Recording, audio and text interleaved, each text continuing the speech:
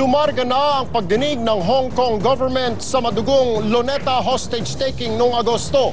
Dismayado naman ang mga taga-Hong Kong sa pang-i-stop ng mahigit 70 Pinoy na imbitado sa hearing. Ikwento mo, Jovi Francisco. Inabangan ng maraming taga rito ang pagsisimula ng pagdinig sa kaso ng Manila Bus Hostage Crisis. Ang trahedya sa Quirino Grandstand noong Agosto kung saan 8 Hong Kong nationals ang namatay. Punong-puno ang courtroom number 7 ng Hong Kong High Court. Isang miniature version ng Hong Thai Travel Tourist Bus na may lamang mga manikang bersyon ng mga biktima ang bumungad sa mga kaanak, opisyal at mga taga-media na dumalo sa hearing. Gagamitin ito para sa reenactment ng trahedya. Naging emosyonal ang mga kaanak ng biktima nang isa-isa silang tawagin ni Judge Chan Pik-kyu. Ipina-identify sa kanila ang mga namatay nilang kamag-anak sa tulong ng mga news footage na pinalabas sa widescreens. Ang iba, hindi napigilang maiyak. Pero mas ikinadismaya ng mga taga-Hong Kong ang hindi pagsipot ng kahit isa sa 72 Pinoy na testigo sa hearing.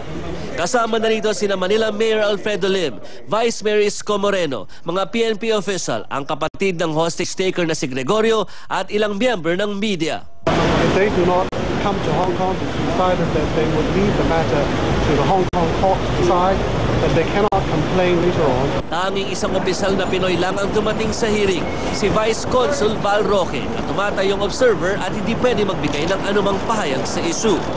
Ang mga kababayan nating nakabase rito, nag-aalala naman kung ano-ano ang magiging epekto nito sa kanilang pamumuhay dito. Mas kaming mga Pilipino dito naapektuhan. Nakita mo, pagsakay mo sa bus, at nung nangyari yung oras na yan, alam mo, minsan pinagbubulungan ka ng mga tao. Ang treatment din ng ibang mga Chinese people, parang ano na rin, mababa na rin ang ilang, treatment nila sa ibang Pinay. Kanina, nakapili na rin ang korte ng 5 miyembro ng jury, 2 babae at 3 lalaki ang napili sa raffle.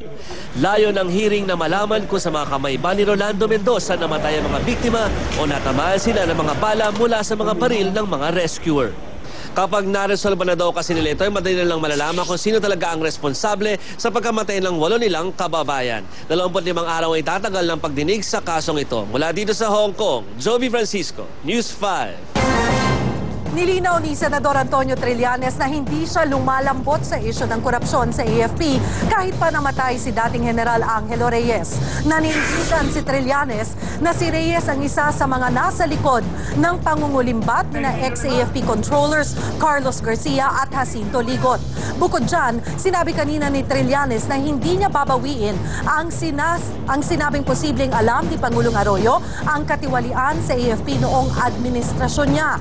Nauna nang nagbabala si Senate President Juan Ponce Enrile na tiyaking may hawak si Trillanes na ebidensya bago magpakawala ng mga aligasyon. Hinihintay naman sa DOJ ang isusumiting affidavit ni retired Colonel George Rabusa sa nasabing korupsyon. Ayon sa source ng News 5, lumalabas na posibleng matagal nang alam ni dating Pangulong Arroyo ang nagaganap na anomalya sa AFP. Si dating Environment Secretary Mike Defensor pa raw ang nagsabi kay Arroyo matapos makausap si Ligot noong 2004. Pero sa huli, walang nangyari sa kaso dahil hindi na pinansin ng Malacanang si Rabusa. Absuelto na sa kasong mutiny ang 6 na junior officers ng AFP na sangkot sa Marine standoff noong 2006. Pero kasabay ng paglaya, hahabulin raw ng mga sundalo ang mga responsable kung bakit sila nakalaboso. Ikwento mo, Erel Kabatbat. Balik trabaho na uli ang 5 Scout Ranger ng Philippine Army 5 taon matapos silang madawit sa Marine standoff noong February 2006. Inabsuelto ng Special General Court Martial No. 2 sina Major Jason Aquino, Captain Isagani Criste, Captain James Sababan, Captain Montano Almodovar, Captain Joy Fonteveros at dating Kapitan Dante Langkit. Ayon sa korte, walang sapat na ebidensya para patunayan na kuntsaban ang 6 na sundalo para mag-aklas laban sa Arroyo Administration. Ang mga veteranong mandirigma, magkahalong emosyon ang naramdaman sa ibinabang hatol. Hindi ganun kasaya kasi ako expected ko naman this will drag on for more months and more years. Tanggap ko naman 'yon. Lalo na may naiwan pang kami kasamahan si General Lim at saka si General Miranda. So masaya? Hindi masyado. Si dating Kapitan Dante Langkit lang ang hindi makakabalik sa serbisyo. Itunuring na kasiyang resign sa AFP matapos siyang tumakbong governor. Hindi ko idinadasal pagdating ng panahon na sila naman na nangangailangan ng comfort. Dahil sa mga nangyayaring investigation ngayon, I would be willing to give my encouragement to them na makakayanan din nila. Pero di lahat absuelto. Nakabimbin pa rin ang kaso laban kina dating Marine Commandant Major General Renato Miranda, dating Brigadier General Danilo Lim at dating Marine Colonel Ariel Quirubin. Hindi kasi tinanggap ng court martial ang kanilang petisyon para maibasura ang kaso nilang paglabag sa Article of War 67 o attempted mutiny. Lumalabas na nga, tatatlo na lang ang nag-commit ng mutiny rito. Ibig sabihin, lumalabas na yung, slowly nako-correct yung injustice. Pag nag-apply ako, it might jeopardize yung ongoing case. But in as much as they are now cleared, na-drop na yung kaso, then I will apply for amnesty. Pero para sa abogado ng mga napawalang sala, hindi nagtatapos sa acquittal ang hustisya. We're going to hunt down the people who put him in jail in the first place, the people who had mistreated him. And hindi namin nakakalimutan to. Errol Kabatbat, News 5. Itinaon ng ilang grupo sa Araw ng Mga Puso ang pamimigay ng libreng condoms para muling isulong ang Reproductive Health Bill. Kasama na riyan si Carlos Celdran na balik Manila Cathedral pero hindi placard ng Damaso ang dala kundi pakete ng kondom. Ikwento mo, Faye Tobias. Parang candy lang kung ipamigay ng grupong akbayan ng mga kondom na ito sa mismong Araw ng Mga Puso. Bahagi raw ito ng kanilang kampanya para isulong ang Reproductive Health Bill na kailan lang ay hindi na isinama ni Pinoy sa kanyang priority bills. Bagay na ikinadismaya ng mga pro-RH. Noong kampanya kasi, suportado raw ng Pangulo ang panukalang ito. Susubukan pa rin namin kumbinsihin si President Noy na isama ito sa isusumite niya sa LEDAC at susubaybayan ang legislative process sa House at sa Senado. Pero hindi naman daw tuluyang inabandona ni Pinoy ang RH. Bringing children into this world really is a responsibility of the parents who would know best as to their capabilities to nurture all of these children. So it's really a reorientation of what the reproductive health debate has been. Sa Maynila, natsyempohan ng News 5 ang RH advocate na si Carlos Celdran na namimigay rin ng kondom sa tapat ng Manila Cathedral. Sa simbahang ito gumawa noon ng eksena ang tour guide para ipahayag ang kanyang pagkadismaya sa pakikialam raw ng simbahan sa gobyerno. And I want to do it in front of Manila Cathedral para makikita naman nila na may puwersa pa rin ng tao. I mean, we can do this on our own. We can pass our own personal RH bill. Kinalampag din ng mga kababaihang pabor sa RH bill ang Senado.